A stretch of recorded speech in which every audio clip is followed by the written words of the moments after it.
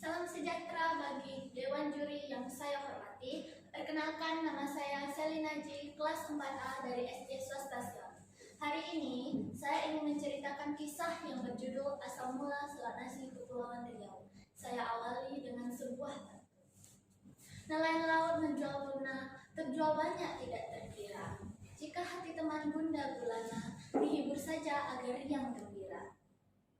Alkisah seorang penguasa di Pulau Subi bernama Datuk Kaya dan istrinya bernama Cik Wan. Mereka dikaruniai seorang putri bernama Nilamsari. Amat jelita paras dan terkenal baik pula sifat dan perilaku Nilamsari, hingga tersebar ke negeri-negeri jauh. Ia adalah kebanggaan keluarga serta masyarakat pulau itu. Pada suatu hari, sekelompok pedagang dari Palembang singgah di Pulau Subi. Mereka mendengar cerita tentang kejelitaan dan sifat baik Nilamsari. Setelah mereka pulang, cerita itu pun mereka ceritakan ke Palembang sehingga didengar oleh Raja Palembang dan permaisurinya. Mereka merasa Nilamsari pantas menjadi istri anak lelaki mereka, yaitu Pangeran Demang Adijaya.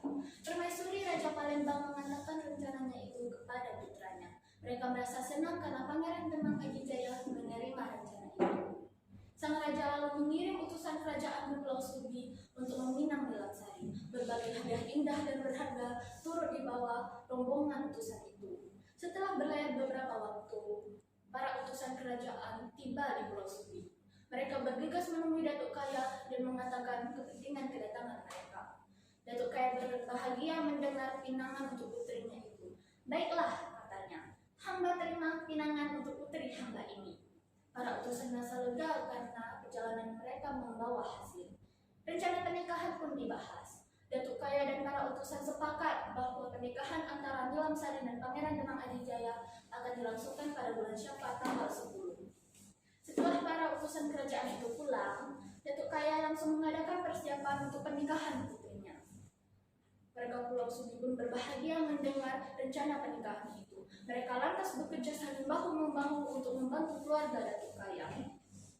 Pernikahan itu akan dilangsungkan besar-besaran. Puluhan kerbau dan kambing disembelih, begitu pula ratusan ayam dan itik. Daging yang sangat banyak siap dijadikan bahan makanan gulai, rendang, dan lauk-pauk.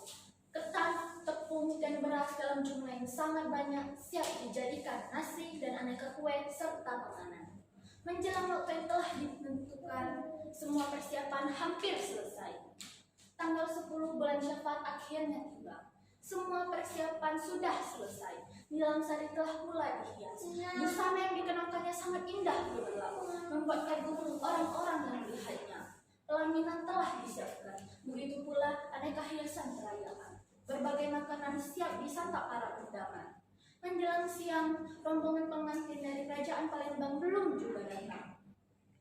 Datuk Kaya merasa resah dan tegang. Ia berjalan mondar-mandir, pandangannya menatap kejauhan berulang-ulang. Mengetahui kelakuan suaminya, Cik Wan mendekati. Katanya, sabar bang, dirasa mereka sedang dalam perjalanan menuju kemari. Datuk Kaya tidak menanggapi ucapan istrinya. Dia tetap gelisah menanti. Menjelang sore, rombongan yang dinanti tidak juga terlihat. Kegelisahan Datuk Kaya semakin menjadi-jadi. Cik Wan berulang-ulang memintanya bersabar, memberinya harapan sebentar lagi rombongan yang dinanti akan segera tiba. Namun hingga malam tiba, rombongan yang dinanti tidak juga terlihat. Datuk Kaya marah, ia merasa dipermainkan, kehormatannya dilecehkan. Serunya, berani benar mereka mengingkari janji. Cik Wan masih mencoba menyabarkan suaminya. Bisa jadi mereka belum datang karena ada sesuatu yang menghadang perjalanan mereka, bang. Datuk Kaya terlanjur marah. Ia tidak menanggapi ucapan Cik Wan. Waktu terus berlalu. Rombongan pengantin lelaki dari Palembang akhirnya tiba pada bulan Syawal tanggal 13. Nilamsari dan Pangeran Demang Adijaya segera dinikahkan. Cik Wan kebingungan. Semua masakan dan makanan untuk pesta pernikahan itu telah basi. Apalagi yang harus mereka hidangkan untuk menyuguh para tamu dan segenap undangan. Cik Wan memberitahukan masalah ini kepada suaminya. Maka sarannya, sebaiknya kita masak lagi untuk suguhan tamu dan undangan. Datuk Kaya yang sangat marah itu langsung menolak saran istrinya. Tidak, tegas jawabnya. Makanan yang telah kita buat itu pantas disantap mereka yang mengingkari janji. Cik Wan masih mencoba menyabarkan Datuk Kaya.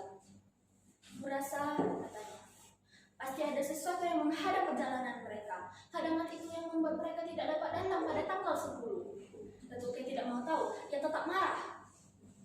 Benar ternyata dugaan Cik Wan. Perjalanan rombongan dari Palembang dihadang oleh badai. Kapal tidak mungkin melanjutkan perjalanan dengan menerjang badai yang mengganas.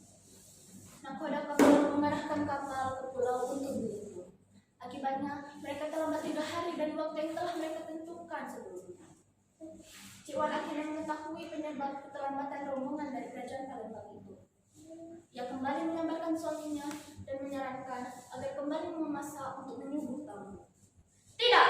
seru Datuk Kaya. "Tamu tak tahu diri itu biarlah memakan makanan basi itu."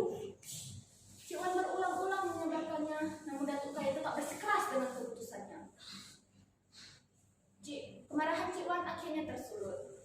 Katanya, "Jika abang tetap bersikeras, jatuhkan talak 1 padaku."